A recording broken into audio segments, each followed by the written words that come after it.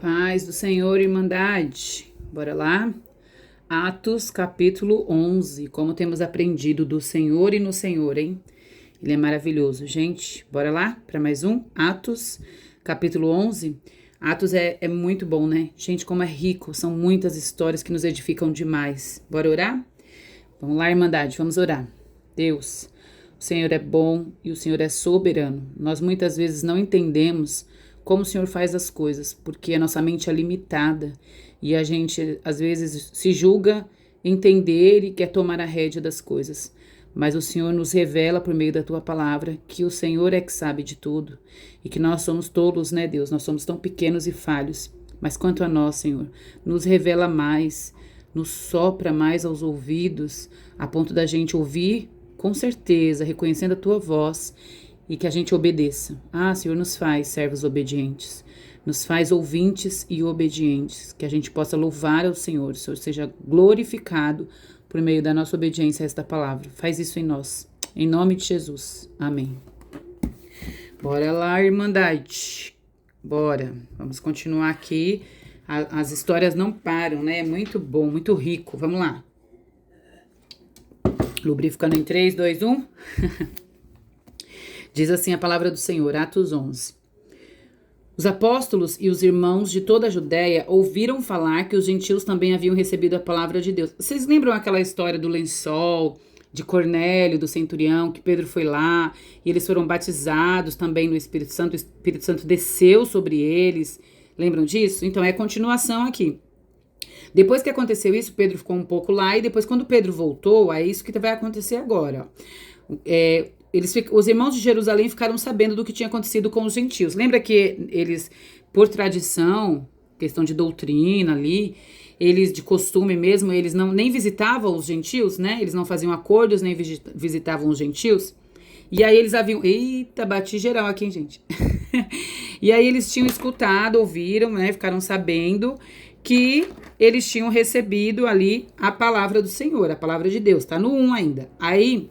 No 2 diz assim, quando Pedro subiu a Jerusalém, olha lá, ele voltou para Jerusalém, os que eram da circuncisão, ou seja, os judeus que seguiam ali algumas doutrinas, né, deles mesmos, antigas, que eles já seguiam por ser judeus, o criticavam, dizendo, você entrou na casa de homens incircuncisos e comeu com eles? Lembra? Não podia nem visitar, ele comeu com eles, esteve hospedado com eles alguns dias, orou com eles ali, o Espírito Santo desceu, eles falaram, lembram outras línguas, foi incrível aquilo. E aí Pedro então começou a explicar para eles exatamente como tudo tinha acontecido. Pedro falou que estava orando, falou da visão, falou do grande lençol que tinha 4 pontas, dos animais que ele viu, que o Senhor disse assim, vai, mata e come. E aí ele diz assim, Senhor... Como eu nunca comi nada, nunca coloquei na minha boca nada imundo. E aí ele fala que o Senhor, claro, a voz do céu dizia assim, né? Não chame de impuro o que Deus purificou, o que eu santifiquei. Também tem outra tradução que diz assim.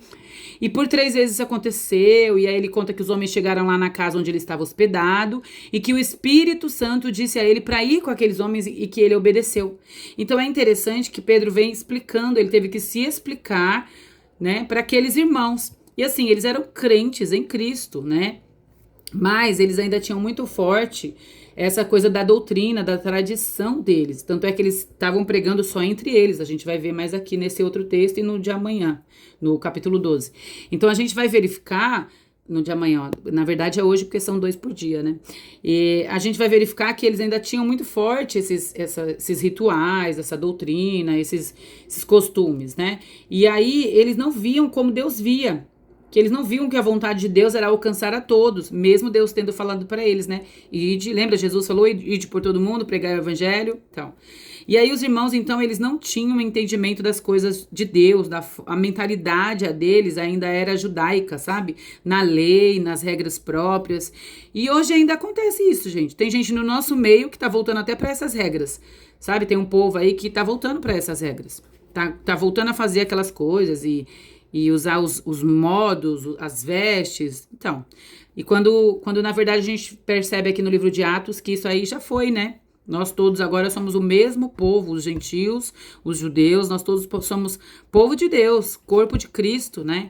E não temos que nos prender a certos sistemas, né, impostos por homens. Às vezes a gente fica falando eu sou de A, eu sou de B. Isso tem muito. E aí tem gente que ainda fala assim, quem fica em cima do muro é do diabo. Bonito isso. Bonito pra vocês falar isso, gente. Cuidado com o que a gente fala, né? A gente tem que ser de Cristo. Né? A gente não pode condenar o irmão que come. A Bíblia diz isso, a gente vai ler, né? O irmão que come não pode condenar o que não come. Né? E aí cada um com seu cada um, nós não podemos julgar, né? Agora, continuando no texto, depois que ele explicou tudo isso, aí ele fala aqui no 15 ainda, como foi essa coisa do Espírito Santo. Ele diz assim, quando eu comecei a falar, o Espírito Santo desceu sobre eles, como sobre nós no princípio. Foi igualzinho aquele dia de Pentecostes, lembra que eu falei lá, gente? Foi incrível, né? Pedro revela como ele foi guiado pelo Espírito Santo, pra quê? Pra romper as tradições e obedecer a Cristo, obedecer ao Espírito. Então ele estava obedecendo ao Espírito Santo. Aí ele diz uma coisa que eu achei lindo, olha, então me lembrei do que o Senhor tinha dito, João batizou com água, ou na água, né? João batizou com água, mas vocês serão batizados com o Espírito Santo. E aí ele diz assim, se pois Deus lhes deu, né? Deu para aqueles homens o mesmo dom que deu a nós, quando cremos no Senhor Jesus, quem era eu para pensar que podia me opor a Deus? Misericórdia, Senhor. Quem somos nós? Deus faz o que Ele quer, do jeito que Ele quer, com quem Ele quer, quando Ele quer. Nós não temos como nos opor por regras, por tradições, por jeito, por liturgia. Mas a liturgia é assim, o irmão inverteu. Porque... Gente, Deus faz o que Ele quer. Tudo tem que ser feito, claro, com ordem e decência. Mas Deus faz do jeito que Ele quer, porque Ele é soberano. Eu marquei aqui.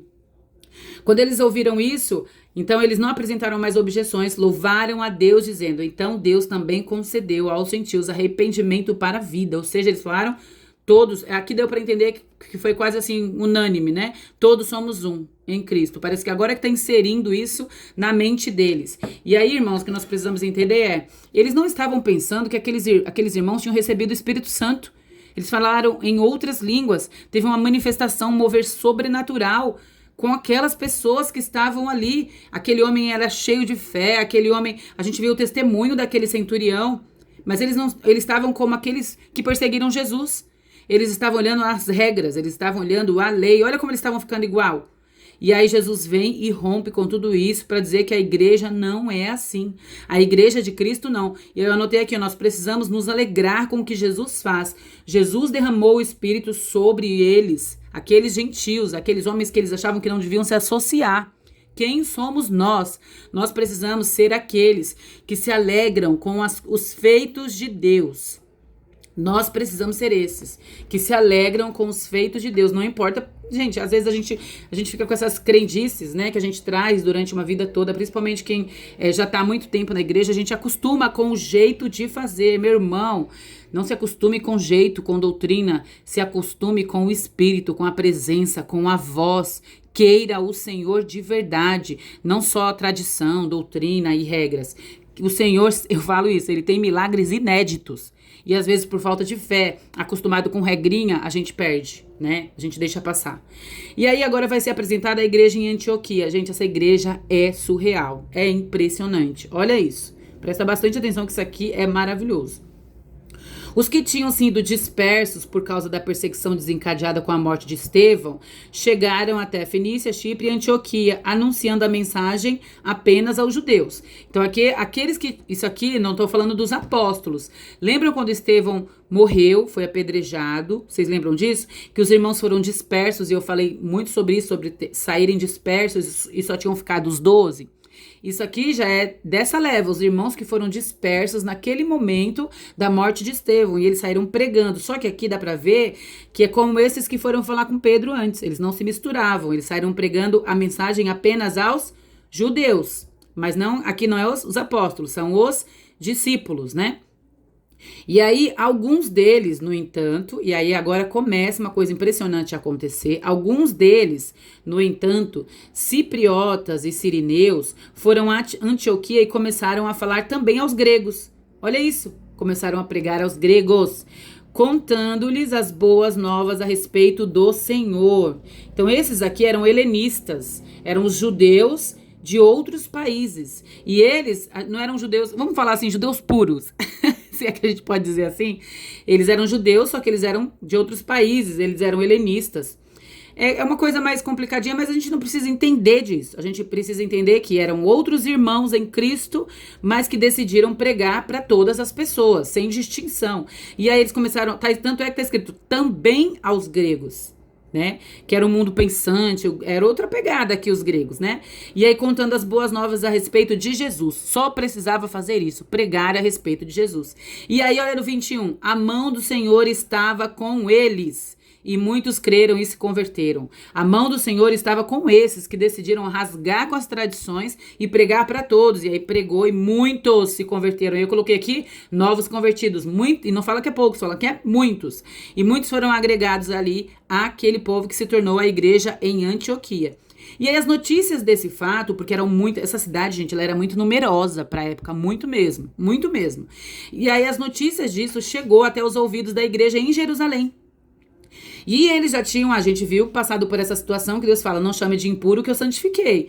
E aí eles ouvindo falar nisso, eles enviaram Barnabé. Lembra quem era Barnabé? Aquele que defendeu Saulo perante os apóstolos e os irmãos, né, os discípulos, quando ninguém acreditava em Paulo. Quando eles achavam que Paulo ainda era perseguidor, quando Paulo pediu cartas, foi Barnabé que foi lá. E aí mandaram Barnabé para Antioquia, para essa igreja. Ou seja, Barnabé, quando chegou lá, ele viu a graça de Deus. Olha isso, esse homem é maravilhoso. Ele viu e se alegrou. Aqui, ó, alegrou-se e os encorajou. Olha isso, ele se alegrou, ele incentivou eles deu coragem a permanecer fiéis ao Senhor de todo o coração. Não é com uma parte da vida, era para entregar tudo, é de todo o coração. Ele era um homem bom, e aí continua aqui, a gente já viu isso, ó, cheio do Espírito Santo e fé. Esse era Barnabé, um homem bom, cheio do Espírito Santo. Quem tem os olhos bons, todo o corpo é luz, a Bíblia diz isso, né? Esse era um homem bom. E muitas pessoas foram acrescentadas ao Senhor. Muitas pessoas. Eu coloquei até aqui do lado, ó, para mim isso é a figura de pastor. Um homem bom, cheio do Espírito Santo e de fé. Pastor tem que ter fé. Porque a gente vê pastores, às vezes, que ficam acreditando nos números, né? Ah, tem dinheiro para fazer, não tem dinheiro para fazer, vamos esperar, não vamos esperar, porque tem pessoas, mas não tem pessoas, porque é o número que a gente precisa, porque a gente precisa... Tudo bem, os números são importantes, mas deixa eu te falar uma coisa. Nós precisamos ser cheios. Cheio de fé é se esvaziar daquilo que a gente vê, ouvir a voz e obedecer, como a gente orou aqui no começo. E esse homem era... Eu gosto desse homem, gente. Eu gosto desse homem. Tinha um louvor antigo da igreja que cantava assim: era seu nome Barnabé, natural de Chipre, também chamado de José da Consola. Ó, muito bom! Homem bom e piedoso, cheio de temor e fé, homem de Deus. Gente, fala tudo dessa música, é tão bonitinha. Fala quando Paulo se converteu, que faltou um amigo, que Barnabé foi lá. Tudo bem, gente, desculpa, eu sou desafinada. Perdão. Me empolguei, tô mal feliz hoje, é aniversário do meu filho caçula. Então, eu já sou do batuque, da dança, eu sou essa, né? Agitação em pessoa. Imagina num dia festivo como eu tô hoje, né? Tinha que bater palma e cantar com vocês. Mas enfim, gente, eu gosto muito de Barnabé. Não sei nem explicar porquê, mas eu gosto quando eu vejo falando dele, que ele era cheio, que ele era bom, que ele levou essa coisa de encorajamento e levou para as pessoas ali, eram gregos que tinham se convertido. Olha que coisa incrível, ele acreditou. E aí olha o que ele faz, gente. Então Barnabé, vendo tudo que aconteceu, as pessoas sendo acrescentadas, Barnabé, ele foi a Tarso. Quem era de Tarso, ó? Quem era? Saulo. Paulo de Tarso, é porque ele era de Tarso, né? E Barnabé foi, e tá escrito assim, ó, no 26, me acompanha aí, quando o encontrou. Sabe o que significa? Que ele não sabia exatamente, é o que parece aqui, não exatamente onde ele estava, ou seja, ele foi procurar, né? Ele foi procurar, tá escrito lá, ele já foi procurar, é porque ele não sabia bem. Quando encontrou, então ele nem sabia bem onde ele estava, assim, não, eu preciso dele. Ele é o homem ideal para vir pregar para esses gentios aqui, para esses gregos que estão se convertendo. Aí o levou para Antioquia. Olha isso. Assim, durante um ano inteiro, Barnabé e Saulo... Gente, até me mexe por dentro isso. Por quê? Ó, Barnabé e Saulo, né? Lembra que eu falei que eu ia ficar chamando ele de Paulo? É porque já tá na minha cabeça sacramentado como Paulo, tá? Barnabé e Saulo se reuniram com a igreja. Ali a igreja de Antioquia ensinaram, ó, uma considerável multidão, eles ensinaram a palavra. Lembra que Paulo, ele conhecia a lei, ele conhecia a palavra, ele só não conhecia Jesus. E quando ele se converteu e foi convertido a Jesus Cristo como Senhor, Salvador da sua vida, ele já tinha o conhecimento da palavra. E Barnabé fez o quê? Foi lá buscá-lo. E eles ficaram 1 ano e meio ensinando uma multidão. Imagina uma multidão de irmãos capacitados a servir, a pregar. Oh, Jesus bendito. E aí, em Antioquia, os discípulos foram chamados de cristãos pela primeira vez. A primeira vez. Sabe o que significa cristãos? Pequeno Cristo, é como se fosse uma imagem de Cristo um pouco menor, porque a gente não consegue ser a imagem de Cristo, a gente não é perfeito, né? Mas foi a primeira vez em que a igreja os irmãos ali foram chamados de cristãos. Pensa como esses irmãos eram lá. Sabe o que eu acho bonito também em Barnabé? Barnabé podia estar cheio dele mesmo e falar assim, eu vou ensinar, eu vou doutrinar, porque eu sou bom. Quem é bom não fala que é bom. Tá escrito aqui que ele é bom, mas não é ele falando dele mesmo. Olha que coisa impressionante. Lubrificando a garganta.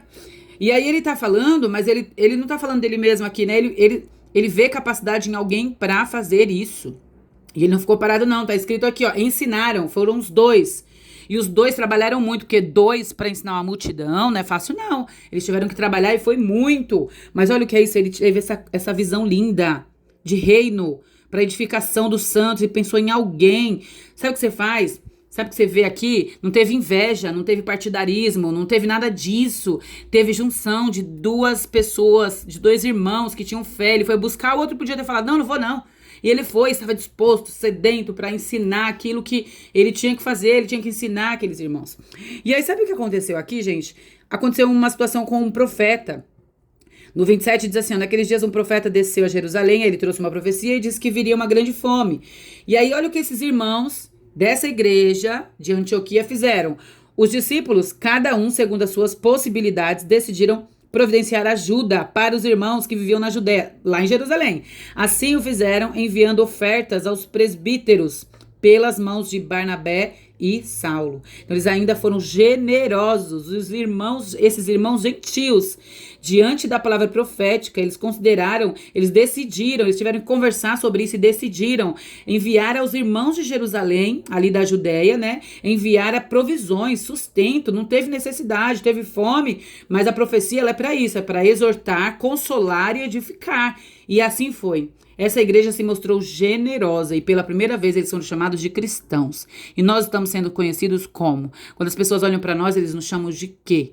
Que o Senhor possa ser visto através dos nossos atos. Vamos aprender nele e dele. Vamos nos esforçar e perseverar. Em nome de Jesus.